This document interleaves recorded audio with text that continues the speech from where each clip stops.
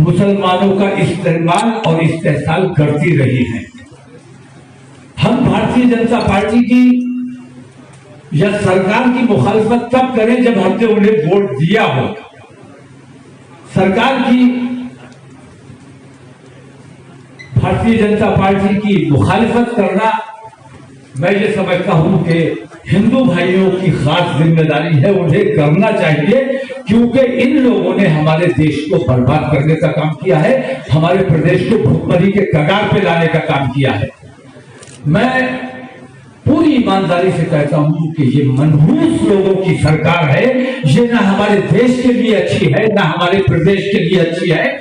इनकी पॉलिसियों के खिलाफ मैं कुछ नहीं बोलना चाहता, क्योंकि मेरी पार्टी की स्थापना भारतीय जनता पार्टी के खिलाफ नहीं, बल्कि कांग्रेस और समाजवादी जैसी सेकुलर जमातों के खिलाफ मैंने अपनी पार्टी बनाई थी, क्योंकि ये मैं समझता था, मैंने ये देखा था कि मुसलमान भारतीय जनता पार्टी के खौफ से इन सेकुलरिस्टों के साथ देता रहा और इन्होंने हमेशा मुसलमानों का और सेकुलरिज्म में यकीन रखने वालों का इस्तेमाल किया और खासतौर से यूज एंड थ्रो की पॉलिसी पे इन तमाम लोगों ने काम किया।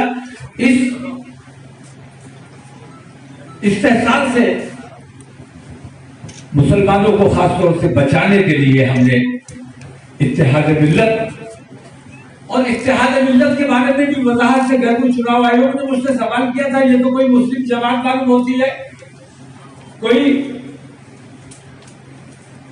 सामाजिक मुसलमानों की तंजीम मालूम होती है। मैंने कहा मैंने नाम उर्दू में रखा है, इसका आप तर्जुमा करो, अगर हिंदी में इसका अनुवाद करो तो इसका मतलब है राष्ट्रीय एकता परिषद, सामाजिक एकता परिषद। समाज कहते हैं मिल्लत को और एकता कहते हैं इत्तेहाद को, और परिषद तो कौन सी है। तो हमारी पार्टी का असल में नाम जो है वो सामाजिक एकता परिषद है। तो पूरी कोरोना का सहारा लेकर सामाजिक दूरी का प्रचार किया गया, और असल में सामाजिक दूरी का प्रचार उन लोगों ने किया। सामाजिक दूरी से कोरोना नहीं रुक रहा है। मैंने देखा है जो समाज में समूह में रहते हैं उन लोगों को कोरोना कम हुआ है, और जो लोग ज्यादा एहतियात कर रहे थे, ज्यादा अपने आप को सैनिटाइज कर रहे थे, कोरोना ने उनको ज्यादा पकड़ा है। मैं कहना ये चाहता हूं, सामाजिक दूरी बनाए रखने की बात उन लोगों ने की जो समाजों में बंटवारा चाहते हैं, एक दूसरे से लोगों को दूर रखना चाहते हैं। हमारा तो मजहब हमें ये सिखाता है, नमाज में भी हमारे लिए ये हुक्म है कि कंधे से कंधा मिलाकर नमाज पढ़नी है। सामाजिक दूरी नहीं होनी चाहिए थी, सामाजिक दूरी नहीं, इसका प्रचार नहीं किया जाना चाहिए था। अगर जरूरी था तो शारीरिक दूरी की बात करनी चाहिए थी। मैंने पहले भी कहा था कि कोरोना कोई छूट का वर्ष नहीं है, एहतियात जरूरी है, लेकिन ये मैं कोरोना के मरीजों के पास भी गया हूं, जिनको कोरोना बाकायदा डिक्लेयर हो गया था उनके पास भी गया हूं, मैंने उनकी इयादत भी की है, उनको छुआ भी है, उनके सीने पे हाथ रख के दम भी किया है, और मैंने ऐसे लोगों की मैयतों में शरीक भी हुआ हूं, उनकी तस्वीर में भी शरीक हुआ हूं, जो लोग बाकायदा ये ऐलान किया गया था कि इनकी मौत कोरोना से हुई है। अल्हम्दुलिल्लाह मेरा मानना यह है कि कोरोना से हम लड़कर नहीं जीत सकते।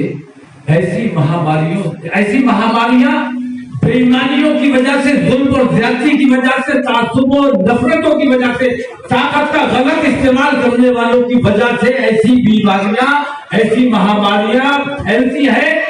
इनको रोकने के लिए ये जरूरी है कि हम सिद्ध दिल से पूरी ईमानदारी के साथ ये अहद करें कि हम किसी के साथ बेईमानी नहीं करेंगे, किसी के साथ तासुब नहीं करेंगे, सबको बराबरी का हक देंगे, सबके साथ बराबरी का सलूक करेंगे।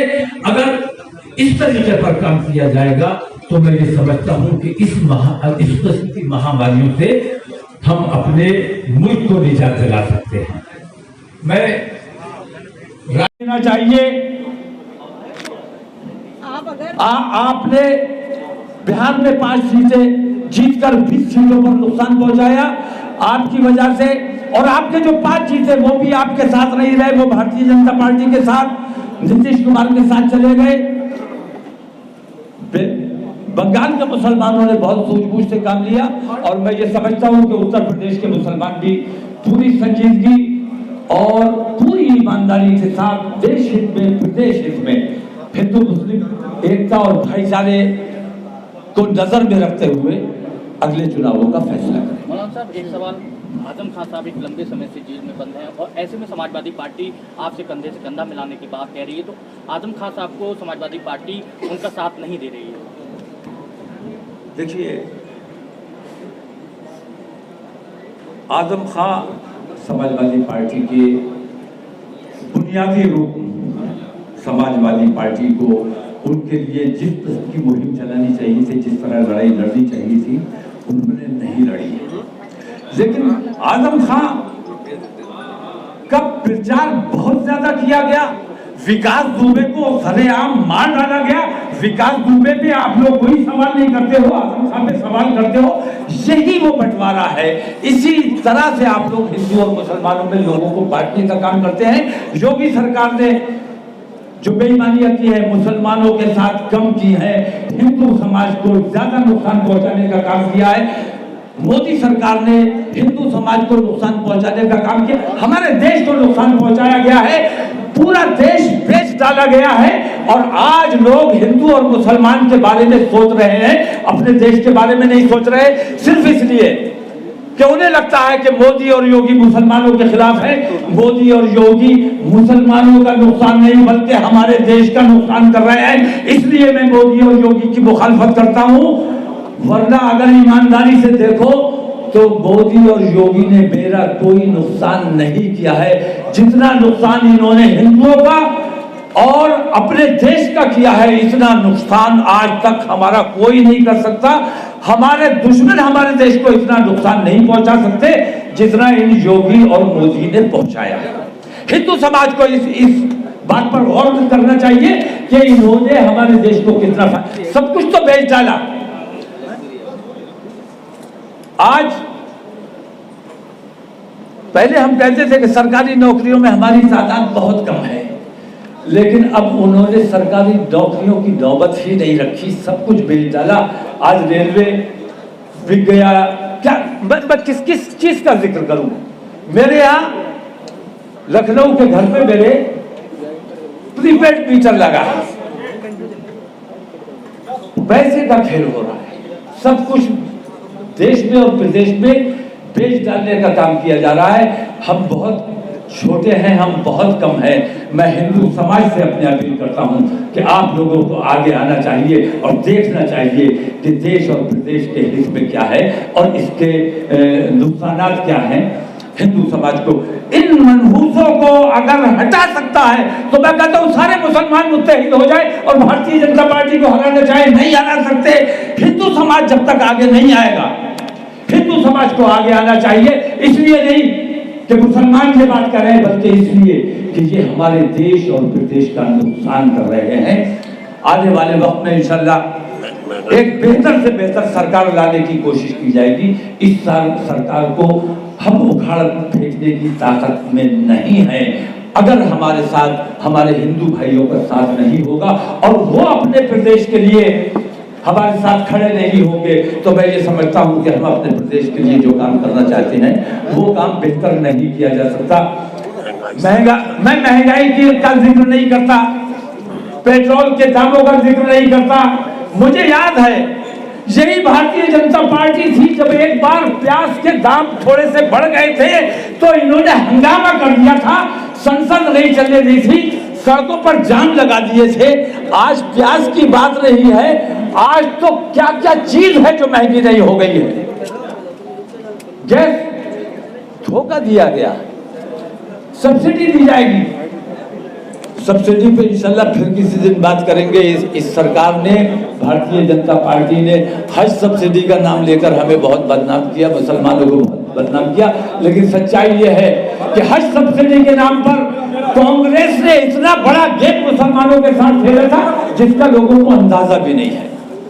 इस तफसील में इंशाल्लाह फिर किसी वक्त जाएंगे। इस वक्त सिर्फ मैं अपने नए आदमी परेशान है, आज उसे आतंकवाद करना चाहिए था, लेकिन मुसलमान न तब आतंकवादी था न आज अपने देश से गद्दारी करने का काम कर सकता है। तब भी ये भारतीय जनता पार्टी वाले, आरएसएस वाले षड्यंत्र रचकर मुसलमानों को बदनाम करने के लिए अपने ही मुल्क में मोहल्ले मोहल्ले में, जिले जिले में बम फोड़ा करते थे और इल्जाम लगाते थे कि मुसलमानों ने बम मारा है। भारतीय जनता, मैं अपने मुसलमान भाइयों से भी कहता हूं कि भाई, भारतीय जनता पार्टी वालों ने हम पर इल्जाम लगाया था, लेकिन हमारे माथे पर आतंकवादी होने का कलंक लगाया है तो कांग्रेस जैसी सेकुलर जमात ने लगाया है, जिन पर मुसलमानों ने हमेशा भरोसा किया था। इसलिए मैं ये कहता हूं कि भारतीय जनता पार्टी से हमारी लड़ाई नहीं है। भारतीय जनता पार्टी से अगर कोई शिकायत करे तो हिंदू समाज को शिकायत करना चाहिए कि कांवड़ पे पाबंदी लगा देते हो, तुम धार्मिक लोग हो।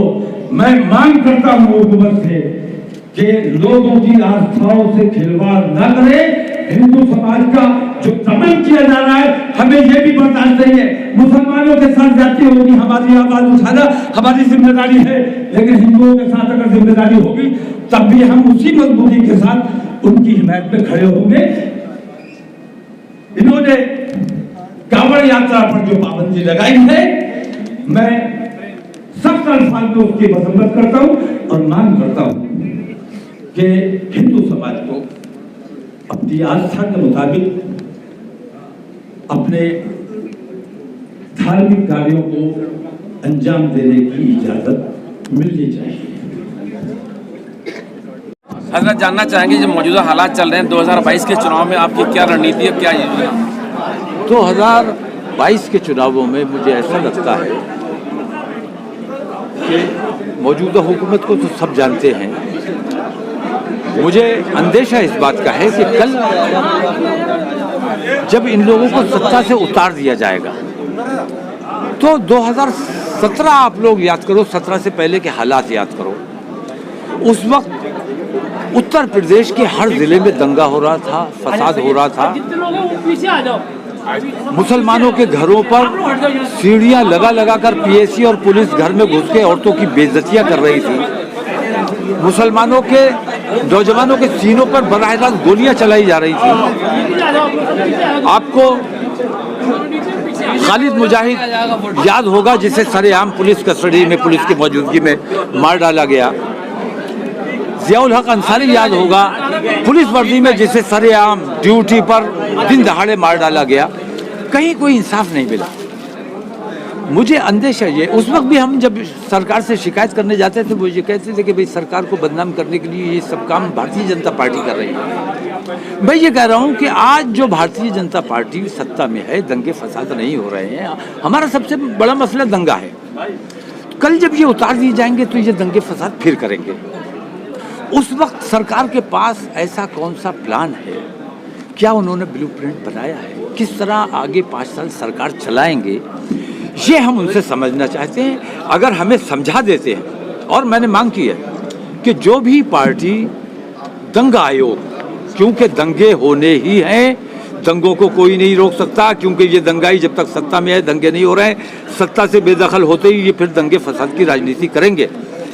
तो इन पर बंदिश लगाने के लिए एक दंगा आयोग और उसकी कानूनी हैसियत होनी चाहिए, जुबानी नहीं होना चाहिए, कानूनी हैसियत हो रही है। पुलिस की जांच में उस दंगा आयोग की मदाखलत होनी चाहिए, पुलिस से जवाब तलब करने का उसके पास इख्तियार होना चाहिए। दंगे की जांच का उसमें शामिल रहने का उन्हें इख्तियार होना चाहिए और पारदर्शिता होनी चाहिए। पुलिस जिसे चाहती है दंगाई कह देती, जिसे चाहती है क्लीन चिट दे देती है। ये तरीका हमें रोकना पड़ेगा। असल दंगाई जब तक गिरफ्तार नहीं होगा, दंगों पर रोक नहीं लगाई। इसके लिए आप क्या कदम उठाना चाह रहे हैं? इसके लिए मैंने कहा ना कि मेरी ये मांग है कि दंगा आयोग बनाया जाए, और जो भी दंगा आयोग बनाने की बात करेगा, कानूनी दंगा आयोग, कानूनी आयोग होना चाहिए, ऐसा कमीशन जिसको इख्तियारात होने चाहिए, जो भी बनाने की बात करेगा, बहुजन समाज कहेगा हम बहुजन समाज की हिमायत करने को तैयार हैं। समाजवादी ये बात समाजवादी के सामने मैंने पिछली सरकार में भी ये बात रखी थी, उन्होंने वादा किया लेकिन नहीं, काम नहीं किया। इस सरकार में मैं ये नहीं कहता कि मुसलमान उप मुख्यमंत्री बना दो, मैं कहता हूँ कि दंगा आयोग बना दो। मुसलमानों का सबसे बड़ा मसला दंगा है और दंगों पे रोक लगनी चाहिए और दंगाई के खिलाफ सख्त कार्रवाई होनी चाहिए। जो बेगुनाह मुसलमान जेलों में बंद हैं उनके लिए क्या किया जाना चाहिए? उनके लिए संघर्ष है, जद्दोजहद है। भारतीय जनता पार्टी की वजह से वो मुसलमान जेल में नहीं है, बल्कि सेकुलरिस्ट जमातों की वजह से, जिन्होंने हमें यूज एंड थ्रो की पॉलिसी पे हमारा इस्तेमाल किया है। हमारी लड़ाई असल में उनसे है। भारतीय जनता पार्टी से तो हम उन्हें लड़ने के लायक भी नहीं समझते, हम उनसे बात ही नहीं करना चाहते। हमारी लड़ाई जो है, मैंने अपनी पार्टी को जो बनाया था, कांग्रेस के खिलाफ मेरी पार्टी बनी थी, समाजवादी के खिलाफ मैंने अपनी पार्टी बनाई थी। मेरी लड़ाई इनसे है, क्योंकि यूज एंड थ्रो का काम ये करते हैं। भारतीय जनता पार्टी को तो हमने कभी इतना मौका दिया ही नहीं कि वो हमारा यूज कर पाए। उनसे हमारी लड़ाई नहीं, उनसे लड़ाई होगी तो हिंदुओं की होगी। हिंदुओं को उनसे लड़ना चाहिए, क्योंकि हिंदुओं के साथ उन्होंने बहुत धोखे किए हैं। मुसलमान के साथ कोई धोखा नहीं हुआ, क्योंकि मुसलमान ने उसे वोट ही नहीं दिया था। असदुद्दीन ओवैसी के बारे में कुछ नहीं। हम सपनों को साकार करते हैं, देते हैं पंख, आपके हौसलों को दिखाते हैं राह। उज्जवल भविष्य की हम रखते हैं अरमानों की नींव शिक्षा की, ख्वाबों को हकीकत बनाने की, राष्ट्रीय चरित्र निर्माण की एकमात्र राह। स्वामी विवेकानंद सुभारती विश्वविद्यालय, जहां शिक्षा एक जुनून है, एजुकेशन इज अ पैशन।